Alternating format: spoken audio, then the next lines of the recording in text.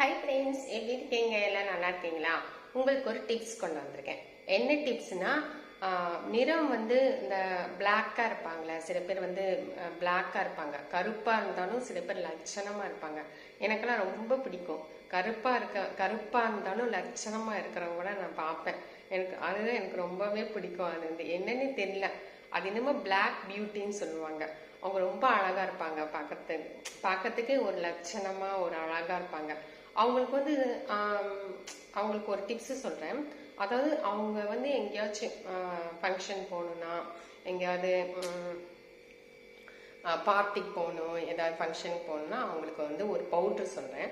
அதை போட்டுட்டு 1/2 hour ஊற வச்சுட்டு அப்புறம் ஃபேஸ் வாஷ் கழுவிட்டு நீங்க அந்த சும்மா ஒரு டச்சப் பவுடர் மட்டும் போட்டால் போதும். ஒரு லிப் பாம் போட்டால் போதும். அவங்களுக்கு பிளாக்காக இருக்கிறவங்களுக்கு என்னென்ன சொல்றேன். அந்த பவுட்ரு கஸ்தூரி மஞ்சள் போட்டுக்கோங்க. 2வது நலுங்கு பவுட்ரு. அடுத்தது முல்தானி பவுட்ரு, அது போட்டுக்கோங்க. ஆரஞ்சு பவுட்ரு இருக்குல்ல, அது போட்டுக்கோங்க. அப்புறம் புதினா பவுட்ரு. இது வந்து எல்லாமே சேர்த்து நல்லா அரைச்சிக்கோங்க. அந்த பவுடரை நல்லா வந்து அரைச்சிட்டு என்ன பண்ணுறீங்கன்னா, சாரி ஃபோன் வந்துருச்சு நடுவில், சாரி டிஸ்டர்ப் ஆயிடுச்சு உங்களுக்கு. இந்த மாவெல்லாம் நான் திரும்பி சொல்கிறேன் உங்களுக்கு.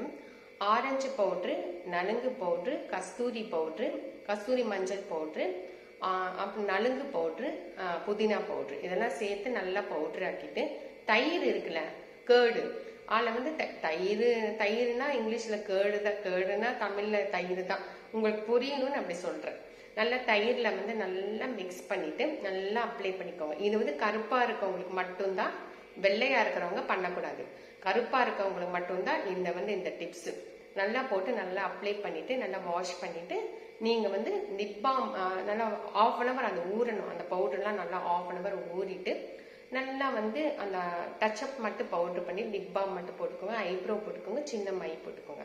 இப்படி போட்டுட்டு நீங்கள் வெளியே போனீங்கன்னா நல்லா அழகாக இன்னும் அழகாக தெரிவிங்க, ஷைனிங்காக தெரியும். ஓகே ஃப்ரெண்ட்ஸ், இது உங்களுக்கு பிடிச்சிருந்துச்சுன்னா லைக் பண்ணுங்கள், கமெண்ட் பண்ணுங்கள், சப்ஸ்கிரைப் பண்ணுங்கள். தேங்க்யூ.